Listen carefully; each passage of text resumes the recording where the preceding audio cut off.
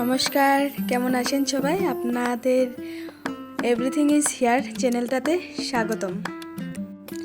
আজ আমি আপনাদের সাথে শেয়ার করতে চলেছি আমি কি করে সকালবেলা ঘুমের থেকে উঠে ঠাকুরকে সেবা করি। ঘুমের থেকে উঠেই আমি স্নান করে চলে গেছিলাম ফুল তুলতে। এই ফুলগুলো আমাদের নিজের কাছে, আর মা এই গাছগুলো বুনেছিল।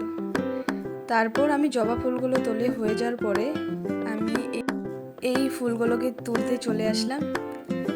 এই ফুলগুলোর পর আমি দেখতেই পাচ্ছেন এই সাদা ফুলগুলোকে তুললাম। বেশি ফুল ছিল না, যেহেতু ঠান্ডা পড়ে গেছে ফুলগুলো ফোলা বন্ধই হয়ে যাচ্ছে। আর এখানে একটা গোলাপ ফুল, যেটা তো পূজাতে লাগে না, আপনারা জানেনই সবাই। তারপর এই ফুলটাকে তুলতে চলে আসলাম। এই ফুলটা একটাই ছিল আজকে গাছে, কারণ কেউ একটা ঢুকেছিল যে ফুলগুলো নিয়ে চলে গেছে, তার জন্য খুব কম ফুল পেলাম আমি আজকে। তারপর আবারও আমি এই ফুল দুটো তিনটে তুলছি, কারণ তখন আমি একটা ফুল তুলেছিলাম। ফুলগুলো তুলতে অনেকটাই কষ্ট হয়, কিন্তু কি করব বলুন তো, ঠাকুরকে তো দিতেই হবে। তার জন্যই আমি ফুলগুলো আর দুটো তুলে নিলাম। এই ফুলটা দেখুন তো কি সুন্দর লাগছে, তুলতে ইচ্ছে যায় না, কি বলবো।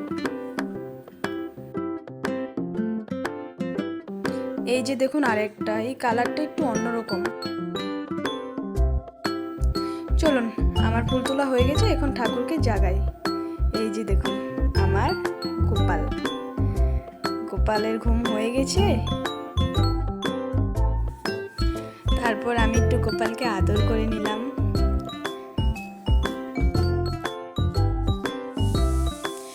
তারপর অল্প মুছিয়ে দিলাম ঠাকুরকে।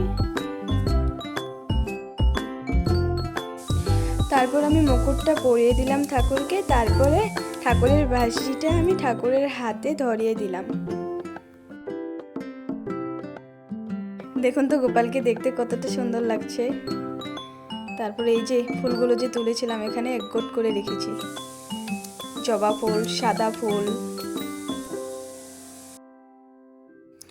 তারপর চন্দন বেটে ঠাকুরকে একটা চন্দনের ফুটো দিয়ে দিলাম। তারপর ঠাকুরকে চরণে আমি তুলসী পাতা অর্পণ করলাম। মা আমাকে শিখিয়েছে, বলেছে গোপালকে নাকি তুলসী দিতে হয়। তারপরে এই যে দেখুন যে এই ফুলটাকে আমি তুলেছিলাম সেটা আমি দিয়ে দিলাম আমার গোপালকে। এখন দেখুন তো গোপালকে কতটা সুন্দর লাগছে দেখতে।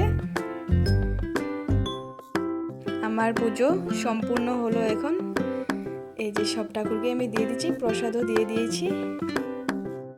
আপনাদের যদি আমার ভিডিওটা ভালো লেগে থাকে তাহলে কমেন্টে নিশ্চয়ই জানাবেন, তাহলে আমি আরও ভিডিও বানাতে আগ্রহী হব।